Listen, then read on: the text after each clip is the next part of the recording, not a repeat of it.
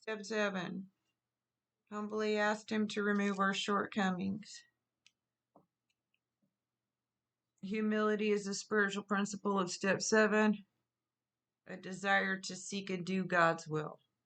The Oxford Dictionary defines humility as the quality of not thinking you are better than other people.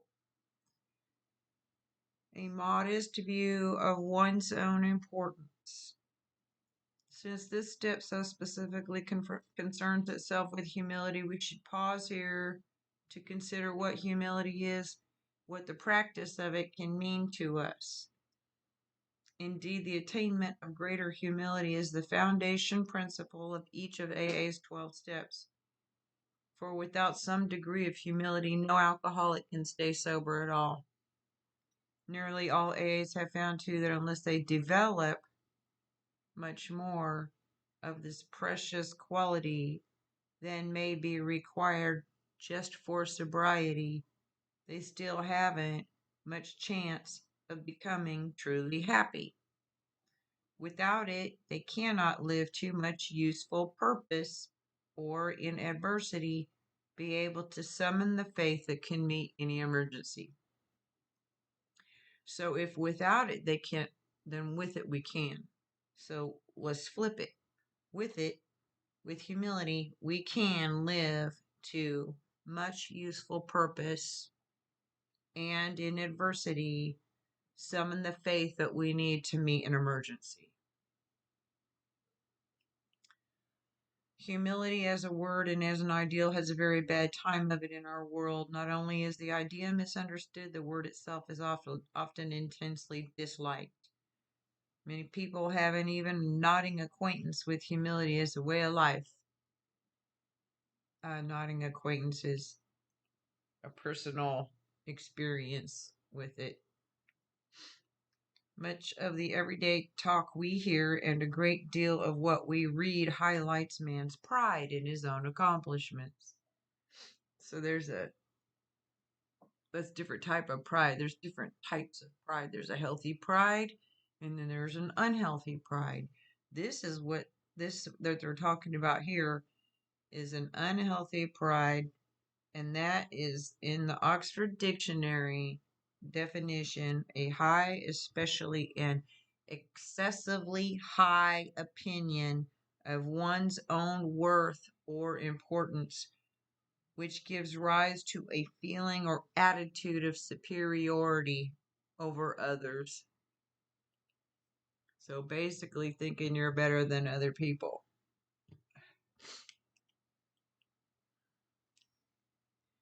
With great intelligence, men of science have been forcing nature to disclose her secrets. The immense resources now being harnessed, controlled, exploited, promise such a quantity of material blessings that many have come to believe that a man-made millennium lies just ahead. When this was written, I can't ever remember what date that, because I know the big book was written in 39, but the 12 and 12 was written in 52. So that was, yeah, the beginning of the Industrial Revolution. So yeah, a man-made millennium does lie ahead. We know that now. We're into cloning and robotics and all kinds of stuff. Poverty will disappear and there will be such an abundance that everyone can have all the security and personal satisfactions he desires. That's what we actually did believe. The theory seems to be that once everybody's primary instincts are satisfied, there won't be much left to quarrel about. The world will then turn happy and be free to concentrate on culture and character. Solely by their own intelligence and labor, men will have shaped their own destiny. Okay, so the theory was that once our primary instincts for social, financial, emotional, physical, four primary instincts: fight, flee, feed, and fornicate. Everybody gets what they want. See, then we won't need to fight anymore, right? Everyone will be happy, and we can work on what is culture? A group of people's shared knowledge, beliefs, values, and other experiences that are passed down through generations, a way of life, a code of manners, um, language, religion, etc. And men will have shaped their own future, their own fate, instead of relying on uh, God or the winds, whatever. Certainly, no alcoholic and surely no member of AA wants to deprecate material achievement. Depreciate, I don't know, means express disapproval. We don't want to express disapproval, nor do we enter into debate. Debate means argue with the many who still so passionately cling to the belief that to satisfy our basic natural desires is the main object of life. But we are sure that no class of people in the world ever made a worse mess of trying to live by this formula than alcoholics. Wow. That means we can't live our lives alcoholics, okay? Make a mess of trying to live our lives by the formula that to satisfy our basic natural desires is the main object of life. And for me, I think that's because I need to believe there's something more out there than just eating and having sex. Okay? There's got to be a bigger reason, something. Okay? For thousands of years, we have been demanding more than our share of security, prestige, and romance. We want more stuff, more, uh, more important. We want to be more important, and we want more love, more love, more love. So when we seem to be succeeding, we drink to dreams, still greater dreams. And when we were frustrated, even in part, we drank for oblivion. Never was there enough of what we thought we wanted. Oblivion means, you know what oblivion means, Brittany. You don't want to remember anything. What I drank for. In all these strivings, efforts,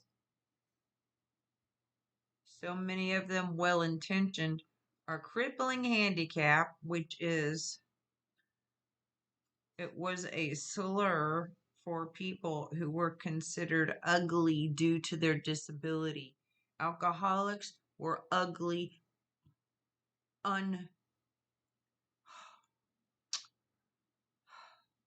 ugly due to our disability. Selfishness, pride, arrogance, always wanting more is just really ugly. Never being content with anything. Trying to get drunk for oblivion. And Big Book says an alcoholic in his cups is an unlovely creature. Our crippling handicap had been our lack of humility. So then we learned earlier that humility is the secret to sobriety. Humility is to be distinctly different from humbling. So trying to shame and push down another human being to make them feel bad about themselves is not the same as humility. That's called humiliation, and there's a difference. One is healthy and one is not. We had lacked the perspective to see that character building and spiritual values had to come first. Okay, so we couldn't see that our emotional strength and our mental health, okay, and our morality and our belief in God and our spiritual principles that we have had to come first. Instead, we want to push all that aside. We don't want to grow, learn, suffer, any of that. We just wanted whatever we wanted whenever we wanted it without learning, without trying, without seeking, without seeking any knowledge, without seeking any higher power, without doing anything. Alcoholics are lazy, very lazy. We're lazy people.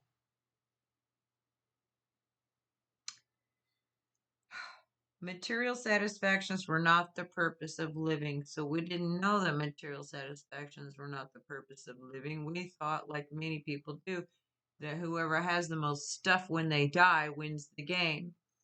And then we find out when we become crushed by alcoholism that life is not a game and that it's very real and that there is God and spirituality is real and stuff is like the least thing. We had it backwards. Ah, quite characteristically, typically of an alcoholic, we had gone all out in confusing the ends with the means. Confusing the ends with the means we want to skip all that other stuff. See, we wanted to go straight to, okay, we win. We got all the stuff. We got the perfect marriage. We got the perfect kids. We got the perfect house and the perfect car and the perfect job and the perfect life. But we didn't want to learn anything and we didn't want any character building in there. Instead of regarding the satisfaction of our material desires as the means by which we could live and function as human beings, we had taken these satisfactions to be the final end and aim of life. The prize. And so now the prize isn't stuff. Now the prize becomes, if you're an alcoholic or an addict that is in recovery, keeping your eyes on the prize doesn't mean stuff. It means your relationship and your spiritual connection and how strong spiritually you are with your higher power.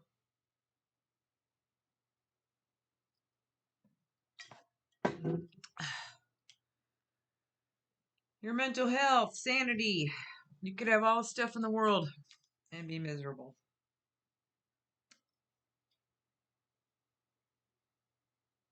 Okay, character is habits, actions, and emotional responses unified and directed towards what is good and moral. True, most of us thought good character was desirable. But obviously, good character was something one needed to get on with the business of being self satisfied. So, only wanted to do what was good and moral and right just to get what I wanted. Okay. Being self satisfied means being too pleased with one's achievements. Okay.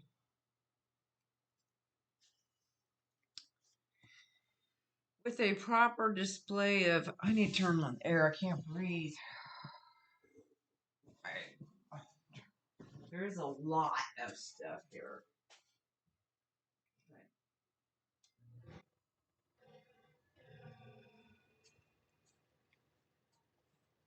This is how much studying I do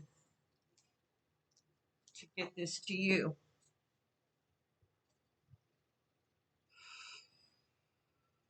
With the proper display of honesty and morality, we stand a better chance of getting what we really wanted. That's manipulation. You can't fake it till you make it. You have to actually believe and live and practice the principles and really want to do the right thing.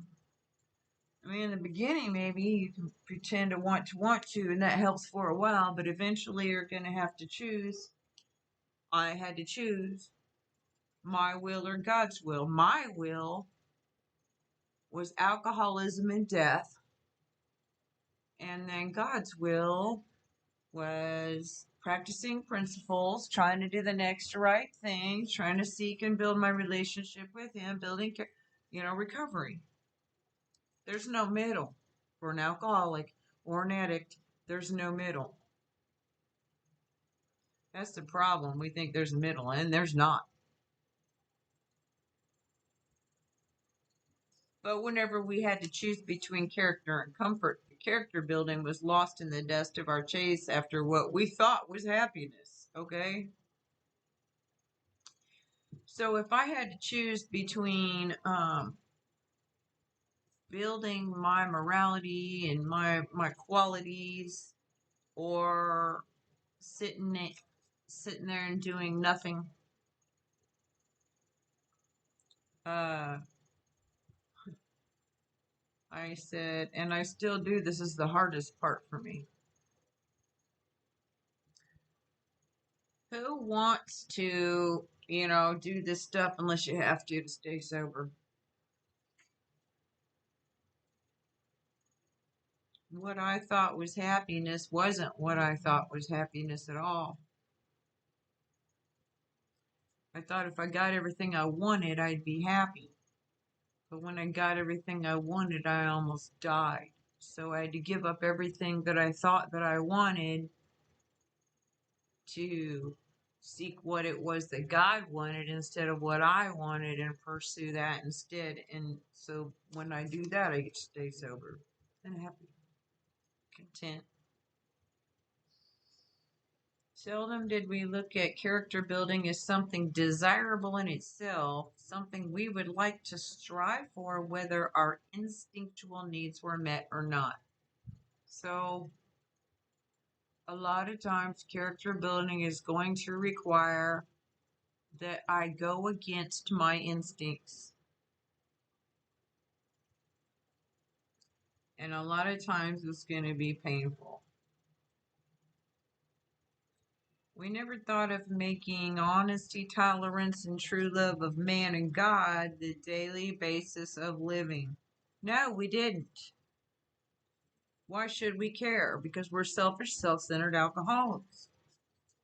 Jesus Christ. Honesty, tolerance, and true love. Trying to strive for that on a daily basis. This lack of anchorage to any permanent values, this blindness to the true purpose of our lives, produced another bad result. So this lack of anchorage is securely fastened into a position to any permanent values or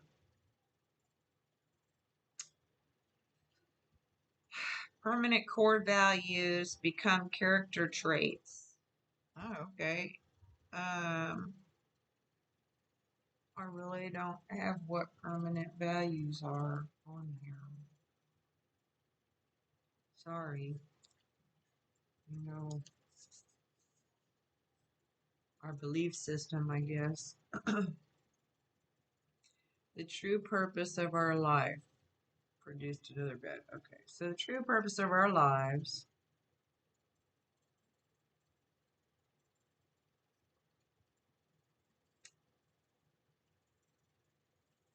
is trying to practice the principles, and love God and man on a daily basis.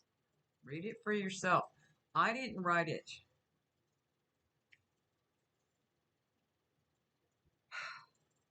For just so long as we were convinced that we could live exclusively by our own individual strength and intelligence, for just that long was a working faith in a higher power impossible. This was true even when we believed that God existed. So,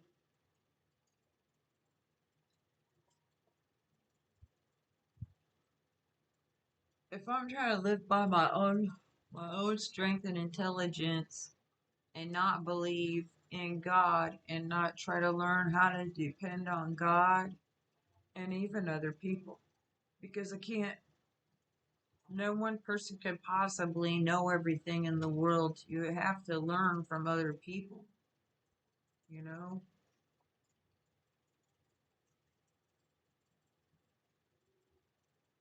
So, working faith in a higher power. So then, faith without works works with faith. Faith precedes works. So I have faith and I take the actions. I take actions based on faith that builds my faith. And without actions, faith isn't faith. You can't say, oh, I believe there's a God somewhere out there in the universe, and not incorporate that faith into your life and try to grow it, you know, then that's not true faith. That's not real faith. Show me your works without your faith, you know, and I'll show you my works by my faith.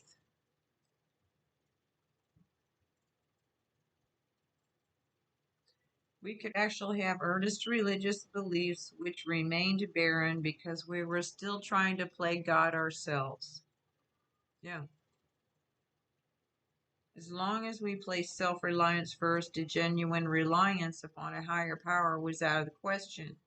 That basic ingredient of all humility, a desire to seek and do God's will, was missing. Okay? We need an attitude adjustment. AA, attitude adjustment. My way ain't going to work. I have to take contrary action. I have to practice delayed gratification. I need to learn to seek and do God's will in all my daily activities. Every breath that I take. Step 11.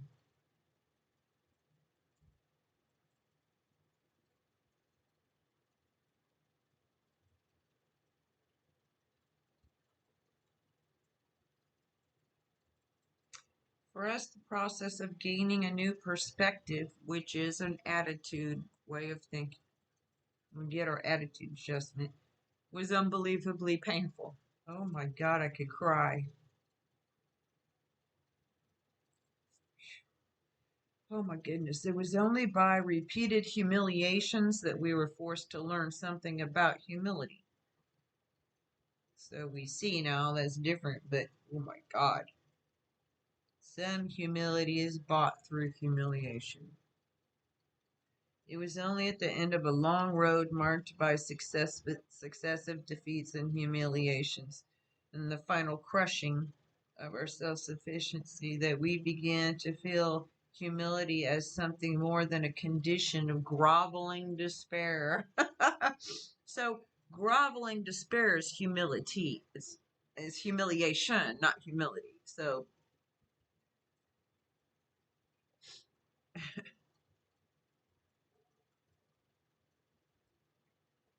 humility isn't a condition of groveling despair.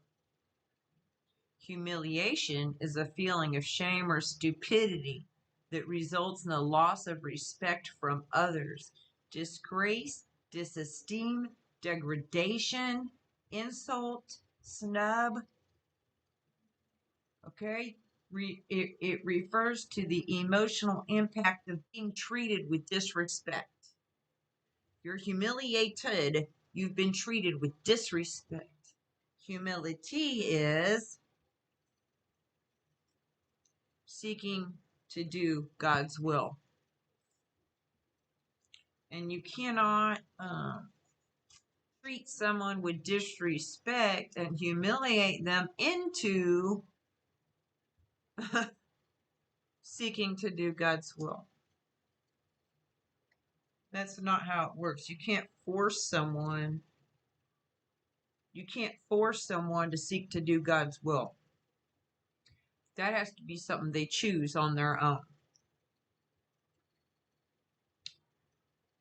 Every newcomer in Alcoholics Anonymous is told and soon realizes for himself that his humble, not humiliated, humble admission of powerlessness over alcohol is his first step toward liberation from his paralyzing grip.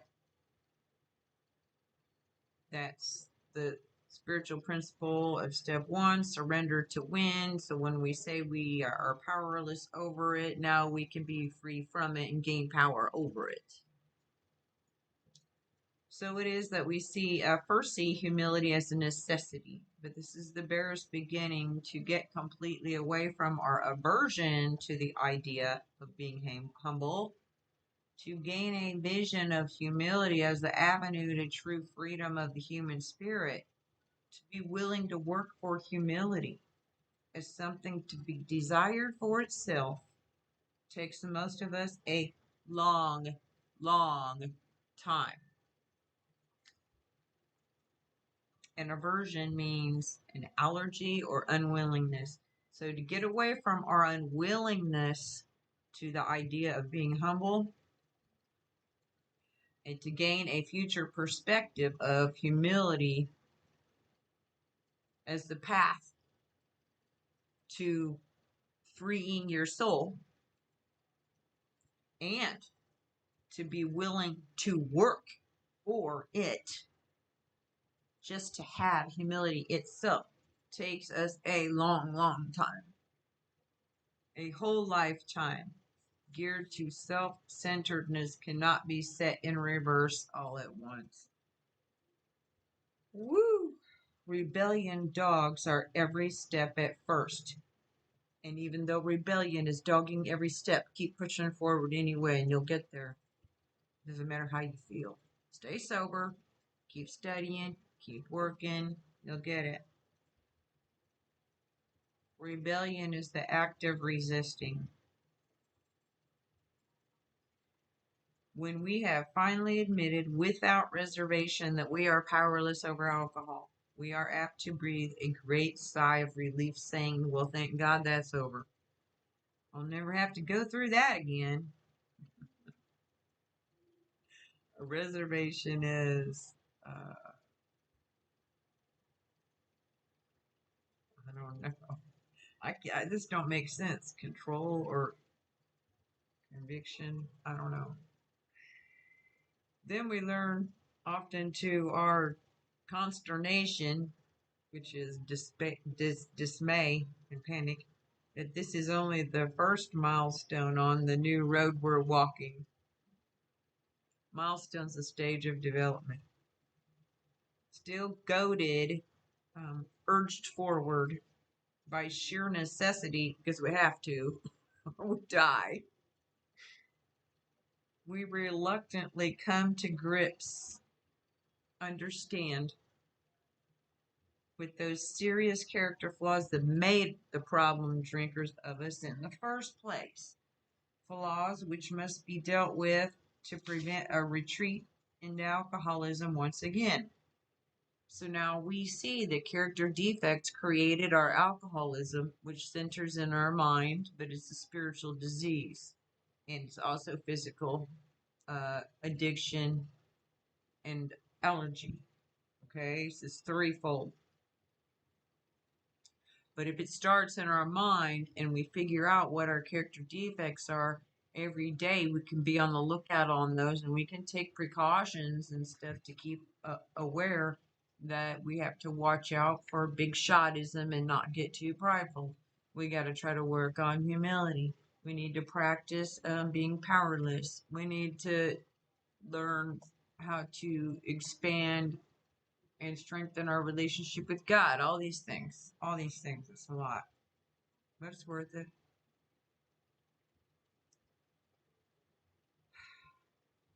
Still goaded by sheer necessity, we reluctantly come to grips with those serious flaws. Okay. We will want to be character flaws. Oh my goodness. Unlimited character flaws. Oh my God. Narcissism, greed, perfectionism, arrogance, controlling, abusive, indecisiveness, jealous, hypocritical, addicted, cruel, impulsivity, inability to keep secrets, manipulative, obsessive, compulsive, paranoia, etc. Character flaws that are in us. Some of us will be living with these for the rest of our lives. Most of these really hard ones we can get rid of.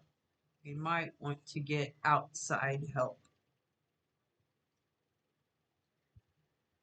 We will want to be rid of some of these flaws or defects, but in some instances, this will appear to be an impossible job from which we recoil. We withdraw. We say, well, it's too hard. Okay. And we cling with a passionate persistence to others, which are just as disturbing to our equilibrium because we still enjoy them too much. So, one is controlling. Some people like enjoy being controlling. Uh, it's a hard one to break. Uh, most of us have a problem with self-righteousness or grandiosity, which gives a feeling of superiority.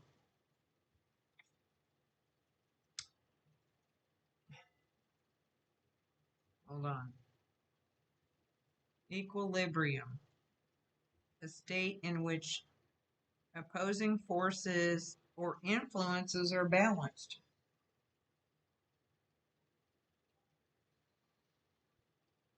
So we want to stay in emotional balance and mental balance and spiritual balance and physical balance because we don't want to get off balance is real important.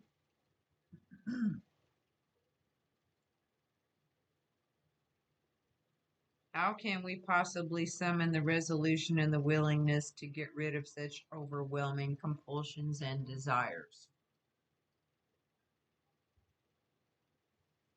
Oh, how can we possibly summon the firm decision and the willingness to get rid of these irresistible urges and an irresistible urge to behave in a certain way against one's conscious wishes? So we don't want to act this way, okay? But we have behavior patterns and ways of thinking that are very real that we've been doing for a long, long time. So how do we want to change? But again, we're driven on by the inescapable conclusion, which we draw from AA experience, that we surely must try with a will or else fall by the wayside. That means we see when we start going to meetings and we get around people and we start waking up and we get clear, we start seeing people, what happens to them when they don't. Okay. The inescapable conclusions uh, which you draw from AA experience. We must try with our willingness. I mean, a real, sincere, strong, 100%. I say 200% because I'm sicker than everybody else, so I have to try twice as hard. Or fall by the wayside means You know,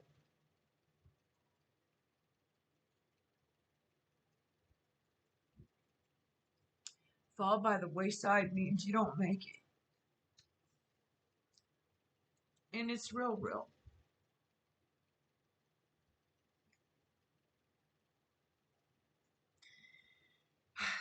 Excuse me, at this stage of our progress, we are under heavy pressure and coercion to do the right thing. So, heavy pressure and coercion is we know if we don't do the right thing, we're going to get drunk. And we never know, if we'll die out there. We are obliged, morally bound, to choose between the pains of trying and the certain penalties of failing to do so. So, there's a little meme goes around as, choose your hard. Choose your hard. Exercise is hard. Being overweight is hard. Choose your hard. Marriage is hard. Divorce is hard. Choose your hard. Recovery is hard. Addiction is hard. Choose your hard. You can choose your hard. You don't have to. It's that, if you choose not to decide, you made a choice. So we choose every day to do our hard. We do the right thing. The penalties of failing to do so could be death. These initial steps along the road are taken grudgingly, yet we do take them. We may be unwilling or reluctant, but we can still do the things we don't want to do. We may still have no very high opinion of humility as a desirable personal virtue, but we do recognize it as a necessary aid to our survival. Humility is the secret of sobriety. We need it to stay alive. But when we have taken a square look at some of these defects in step 4, have discussed them with another, step 5, and have become willing to have them removed, step 6, our thinking about humility, step 7, commences to have a wider meaning. By this time, in all probability, we've gained some measure of release from our more devastating handicaps. Okay. The release from some of our more devastating handicaps. Obsessive compulsive thinking. Maybe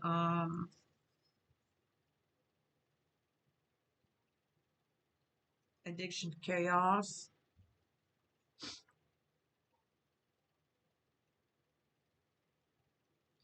So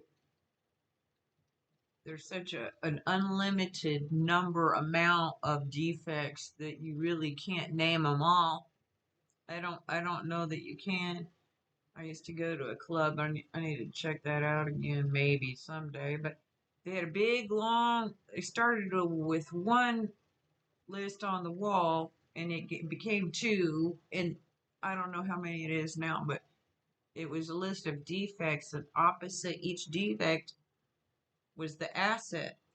So there's a defect and there's an asset, a defect and asset, a defect and asset, and we're all somewhere in between. So everyone's different.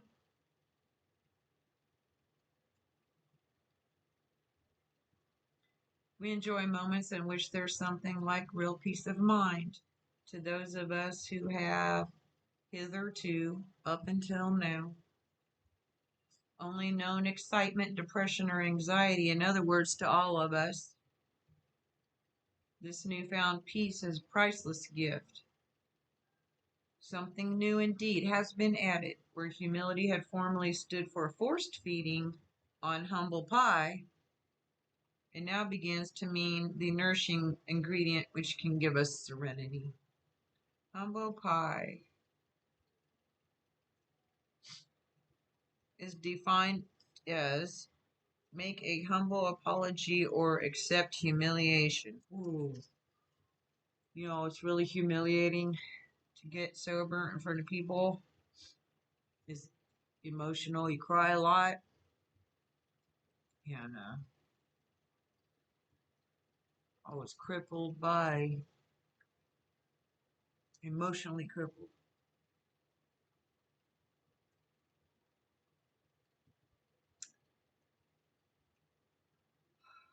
This improved perception, you know, okay, I'm gonna try to get through it. This improved perception, which a perception way of thinking of humility, starts another revolutionary change in our outlook.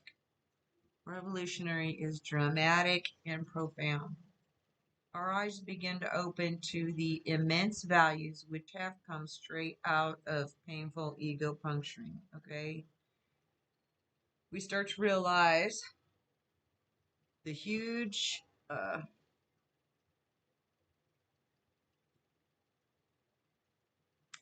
we realize that the huge principles that were open to immense, yeah, that we get our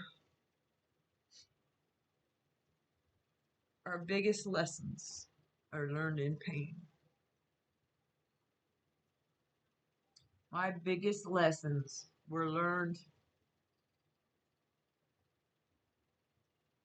uh, ego puncturing. Why don't I have ego puncturing down here? Reducing self centeredness, reducing self.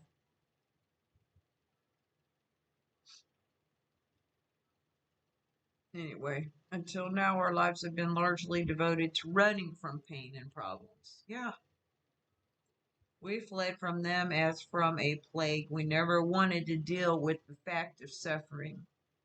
Any pain, distress, or hardship, we couldn't handle it. Escape via the bottle was always our solution. No pain, no gain. Character building through suffering might be all right for saints, but it certainly didn't appeal to us. Woo. Wow. Character building, the process of becoming more independent, emotionally stronger, better at dealing with problems. Then in AA, we looked and listened. Everywhere we saw failure and misery transformed by humility. So there's a saying that says pain is the touchstone of all progress. You know, bodybuilders and people who lift weights go through an excruciatingly amount of pain to get their body that way. When you're talking about emotional pain, that's a little bit different. No one really wants to go through that mental anguish. So the not wanting to go through the mental and emotional anguish of getting sober and staying sober, then they escape and run away. But if you face it, you get through it, and then you get stronger, and then you don't have to go through it again. Everywhere we saw failure and misery transformed by humility into priceless assets. Now that becomes our valuable lesson that we can now use to help another person in the future. In every case, pain had been the price of it. We heard story after story of how humility had brought strength out of weakness. In every case, pain had been the price of admission into a new life. But this admission price had purchased more than we expected. It brought a measure of humility, which we soon discovered to be a healer of pain.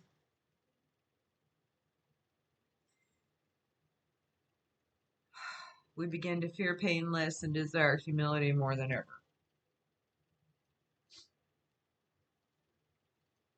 During this process of learning more about humility, the most profound result of all was the change in our attitude toward God. And this was true whether we had been believers or unbelievers. We began to get over the idea that the higher power was the sort of a bush league pinch hitter to be called upon only in an emergency. Okay, bush league pinch hitter is a substitute who bats for a teammate in non-major league baseball clubs in small towns. Oh, okay, yeah. So we don't call on God, whenever we need a substitute for our own self-will. Take it with you all through your day instead of waiting until the last minute and then doing what they call the foxhole prayer. Wait till you get in trouble and say, "Oh God, please help me. If you help me out of this, I promise I'll go to church. I promise I'll." Don't do that. We don't work. It don't work. The notion that we would still live our own lives, God helping a little now and then, began to evaporate. And it will be stay sober and keep working. Many of us who had thought ourselves religious awoke to the limitations of this attitude. So, not knocking religion. Stop. Get away from the door. Religious actions are just, there's like taking the actions without having the rest of it in your spirit. Okay? That's works without faith is religious. But works with faith is when spirituality mixes with religion. And that's the proper, I believe, use of religion.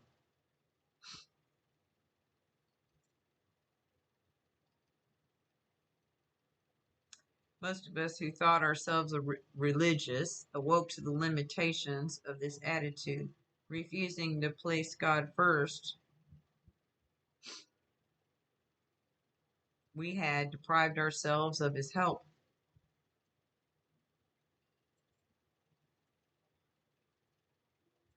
Oh, wait a minute. Okay, so a lot of the people in the first 100 people, whatever, when this book was written, who thought that they considered themselves to be religious, realized that asking God to help every now and then was limiting them in their life, in their spiritual life.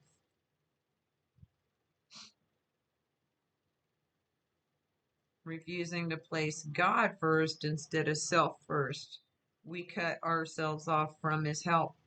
But now the words of myself, I'm nothing, the Father doeth the works, began to carry bright promise and meaning. Okay, so what do I do next, God? And I get in these places where, what does Tanya want? What does Tanya want? What does Tanya want? Okay. Instead of that, I switched to what does God want? What does God want? What does God want? We saw we needn't always be bludgeoned and beaten into humility. It could come quite as much from our voluntary reaching for it as it could from unremitting suffering. So we don't have to wait till shit gets real bad and we're miserable to finally say, okay, God, please help. We don't have to do that. We can practice humility every day.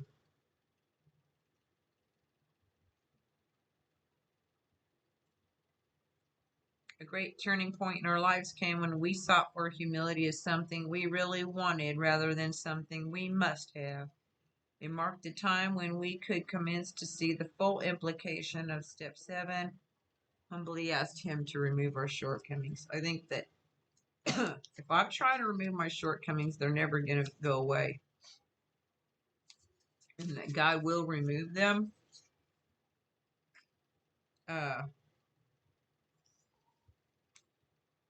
And I can practice the opposite asset in the meantime. As we approach the actual taking of step 7, it might be well if we AAs inquire once more just what our deeper objectives are. Okay, what is our real reason? What's the objective here? Objective. Yeah,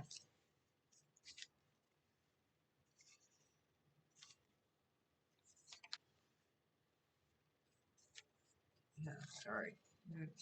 Okay, I don't know. Each of us would like to live at peace with himself and his fellows. We would like to be assured that the grace of God can do for us what we cannot do for ourselves. We have seen that character defects based upon short sighted and unworthy desires are the obstacles that block our path toward these objectives. We now clearly see that we've been making unreasonable demands upon ourselves, upon others, and upon God. Break it down. Okay, we want to have peace. Okay, we want to be peace inside, peace with other people. We don't want to fight within ourselves or others anymore. We want the grace of God on our lives. We want God to work in our lives and do the things that we're having difficult problems with. God, please remove this terrible defect that's causing me problems now that I'm clean and sober, and it's making me miserable. Okay, we want that. These are the objectives. We want to do, we want to be better. And we see that we've been making unreasonable demands. Okay. The chief activator of our defects has been self-centered fear. Primarily fear we would lose something we already possessed or would fail to get something we demanded. Living upon a basis of unsatisfied demands, we were in a state of continual disturbance and frustration. Therefore, no peace was to be had unless we could find a means of reducing these demands. The difference between a demand and a simple request is plain to anyone. Let's break it down. So, we're stuck in fight or flight mode. Maybe, I don't know about you, but I was raised that way. This is generational curse of fear. There's more than one, but generational curse of fear, living in fight or flight, just living in survival mode is living in fear, and you get addicted to the adrenaline rush of fear. But being afraid that we're not going to get what we want or lose something that we think we have causes more fear.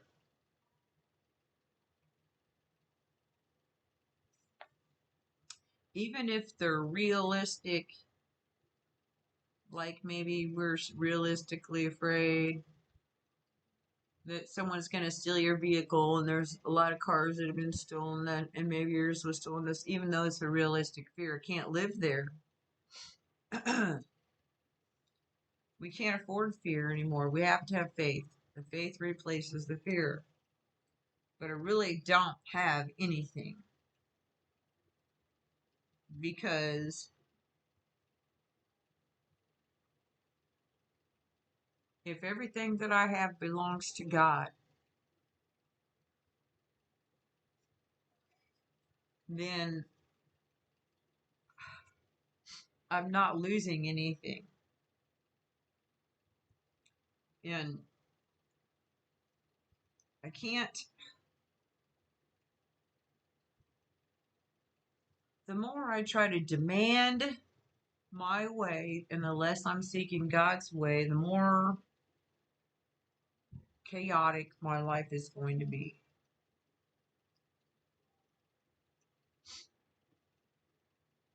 And not being content and satisfied with what I have instead of always just wanting more and more and more, which is my biggest problem. It's, you know,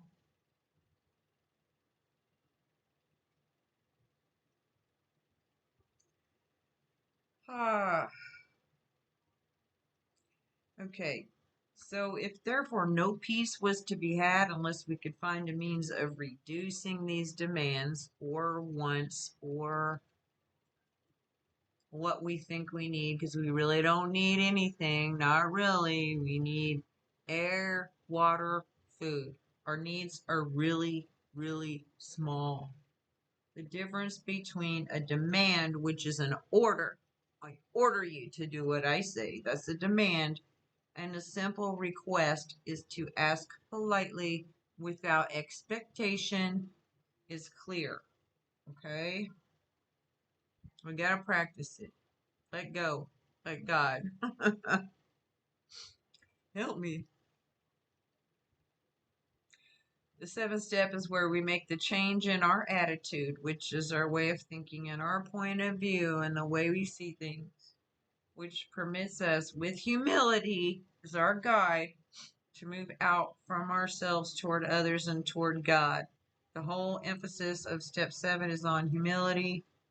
It is really saying to us that we now ought to be willing to try humility in seeking the removal of our other shortcomings, just as we did when we admitted that we were powerless over alcohol, came to believe that a power greater than ourselves could restore us to sanity. Sanity, the ability to think and behave in a normal and rational manner, sound mental health.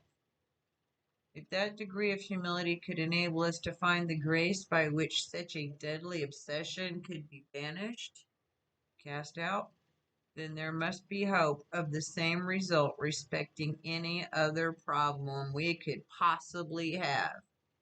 And if that's not hope, I don't know what to tell you. I did it in less than an hour.